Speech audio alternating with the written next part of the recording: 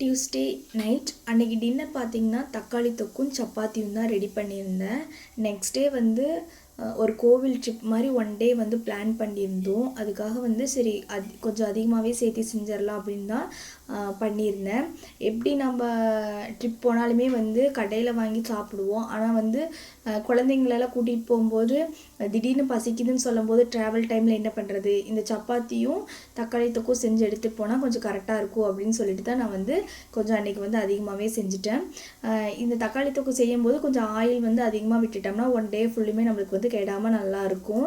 நீங்களுமே ட்ராவல் பண்ணும்போது வந்து என்ன மாதிரி ஃபுட் எடுத்துகிட்டு போவீங்கன்னு சொல்லி கமெண்டில் சொல்லுங்கள். அதுக்கப்புறம் அப்படியே வந்து சப்பாத்தி சுடுறதுக்கோசரம் கவுண்டர் டாப்பெல்லாம் க்ளீன் பண்ணி விட்டுட்டு சப்பாத்தி சுட ஸ்டார்ட் பண்ணிட்டேன். மாவுமே வந்து ஒரு அரை மணி நேரத்துக்கு முன்னாடியே வந்து பிசைஞ்சு எடுத்து வச்சுட்டேன். ட்ராவல் போன வீடியோ வந்து நேற்று வந்து அப்லோட் பண்ணியிருக்கேன் பார்ட் 1. அந்த வீடியோவோட லிங்க் வந்து சேனலுக்கு கீழே கொடுத்துருக்கேன், செக் பண்ணி பாருங்கள். பார்ட் 2 வந்து சண்டே அப்போ அப்லோட் பண்ணிடுவேன். நம்ம சேனலில் புதுசாக யாராவது பார்த்தீங்கன்னா சப்ஸ்கிரைப் பண்ணி சப்போர்ட் பண்ணுங்கள். இந்த வீடியோ வந்து பிடிச்சிருந்தால் லைக் பண்ணுங்கள், ஷேர் பண்ணுங்கள், கமெண்ட் பண்ணுங்கள். இன்னொரு மினி விலாக்கில் பார்க்கலாம். பாய்.